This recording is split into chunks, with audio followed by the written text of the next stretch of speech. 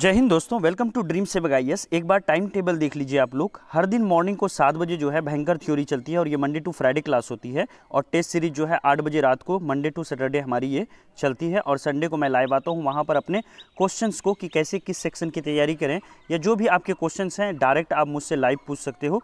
देखिए, बहुत सारे बच्चे पूछते हैं कि सर ड्रीम सेवक आईएएस टेलीग्राम चैनल पर नहीं मिल रहा है, तो आप ओनली टेलीग्राम चैनल पर बस ड्रीम सेवक आईएएस सर्च कर लें तो आपको ये 4 सेक्शन मिलेंगे। ये चारों ग्रुप को जो है आपको क्या करना है, ज्वाइन कर लेना है। ठीक है, चलिए टॉपिक को शुरुआत करते हैं।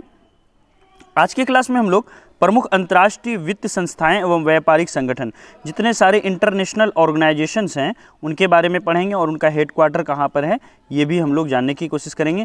क्योंकि ये जो टॉपिक है इससे 1 नंबर का 1 मार्क्स का जो है सभी एग्जामिनेशन में पूछा जाता है।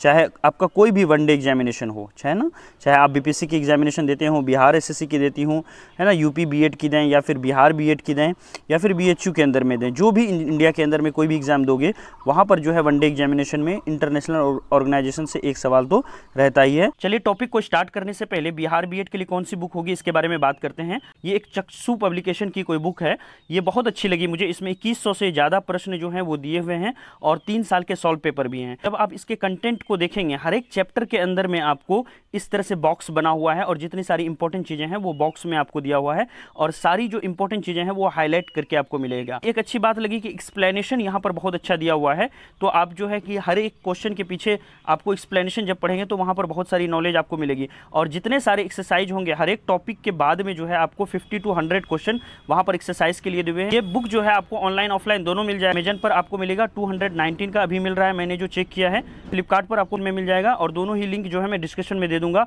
आप ऑनलाइन या ऑफलाइन दोनों ही खरीद सकते हैं, लेकिन मेरा सुझाव रहेगा कि आप अमेजन से खरीदें और जो है आप जो है ऑनलाइन खरीदें, बाहर मत जाएं कोरोना काल में।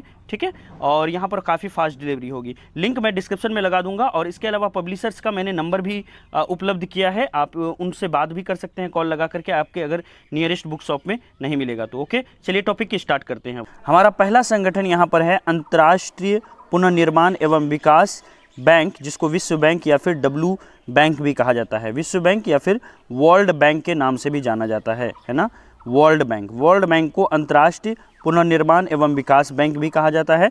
वर्ल्ड बैंक की स्थापना कब हुई थी? 1945 में हुई थी और इनका मुख्यालय है वाशिंगटन डीसी। तो याद रखिएगा, अंतर्राष्ट्रीय पुनर्निर्माण एवं विकास बैंक, इतना झंझट में नहीं पढ़ना है आपको सिर्फ याद रखना है विश्व बैंक या फिर वर्ल्ड बैंक की स्थापना कब हुई थी? 1945 के अंदर में हुई थी।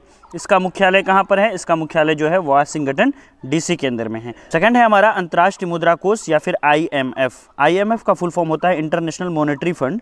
अंतर्राष्ट्रीय मुद्रा कोष या इंटरनेशनल मॉनेटरी फंड का जो स्थापना हुआ था वो 1945 में हुआ था और इसकी मुख्यालय कहाँ पर है? इसकी मुख्यालय वाशिंगटन डीसी के अंदर में है। तीसरा हमारा ऑर्गेनाइजेशन है यूरोपीय आर्थिक समुदाय, EEC। यूरोपियन आर्थिक समुदाय की स्थापना जो है 1957 में हुई थी और इसका जो मुख्यालय है यूरोपियन आर्थिक समुदाय का वो ब्रुसेल्स के अंदर में है ना। नेक्स्ट है हमारा अंकडाट या फिर इसको कहेंगे UNCTAD, है ना। UN से आपको पता है ये क्या हो गया? यूनाइटेड नेशन हो गया। United nation convention on trade and agreement, ये है हमारा संगठन। इसकी स्थापना कब हुई थी? इसकी स्थापना 1964 के अंदर में हुई थी और इसका मुख्यालय कहाँ पर है?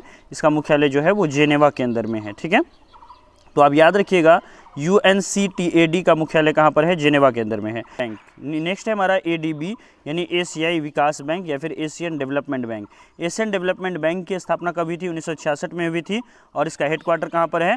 मनीला के अंदर में है। ठीक है, नेक्स्ट हमारा ऑर्गेनाइजेशन है आसियान। आपने नाम सुना होगा आसियान के बारे में, है ना। Association of south east Asian nation इसका फुल फॉर्म होता है। एक बार बता देता हूँ अच्छे से आप लोगों को, आसियान, है ना, इसका फुल फॉर्म होता है association of south east Asian nation. जितने भी आपने इंडिया का मैप देखा है, इंडिया के इस साइड में जितने भी सारे यहाँ पर ग्रुप हैं, है ना, जितने सारे देश हैं, चाहे वो आपका फिलीपींस हो, थाईलैंड हो, ये सारे जो हैं एशियान के मेंबर होते हैं।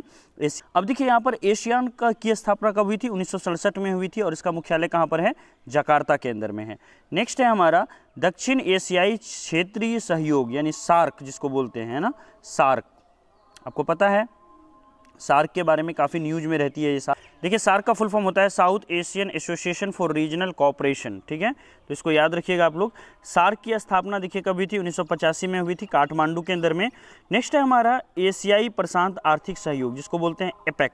एपेक का फुल फॉर्म होता है एशिया पैसिफिक इकोनॉमिक कोऑपरेशन, है ना। एशिया और पैसिफिक ओशियन जो है, दोनों साइड में जो कंट्रियां हैं, दोनों को मिला करके ये एपेक ग्रुप बनाया गया है, जिसको बोलते हैं एशिया पैसिफिक इकोनॉमिक कोऑपरेशन। इसकी स्थापना 1989 में हुई थी और इसका मुख्यालय कहाँ पर है, सिंगापुर के अंदर में है। देखिए टीचिंग लर्निंग को लेकर के पूरा जो है इस तरह से कोर्स लॉन्च किया गया है, आपने नहीं देखा है तो इसको जाकर के देख लें। नेक्स्ट हमारा है WTO। WTO को का फुल फॉर्म होता है वर्ल्ड ट्रेड ऑर्गेनाइजेशन, तो इसको याद रखिएगा। इसको हिंदी में कहते हैं विश्व व्यापार संगठन। विश्व व्यापार संगठन या फिर WTO की स्थापना 1945 में हुई थी और इनका मुख्यालय कहाँ पर है, जेनेवा के अंदर में है। वहीं पर आते हैं न्यू डेवलपमेंट बैंक, यानी फिर इसको कहते हैं NDB या न्यू डेवलपमेंट बैंक।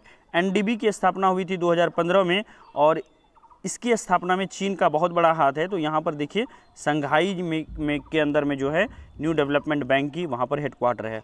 नेक्स्ट है हमारा एशियाई इंफ्रास्ट्रक्चर इन्वेस्टमेंट बैंक, जिसको बोलते हैं AIIB।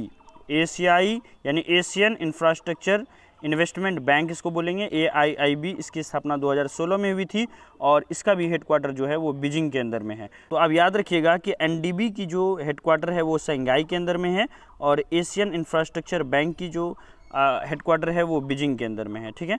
तो इस तरह से हम लोगों ने सारे जो मोस्ट इम्पोर्टेंट है ना 11th-12th ऑर्गेनाइजेशन थे उसको हमने किया यहाँ पर। ड्रीम सेवक IAS चैनल हर एक प्लेटफॉर्म पर अवेलेबल है, आप चाहें तो इन पर जाकर के उसको जो है पूरी तरह से फॉलो कर सकते हैं। Thank you so much, have a nice day.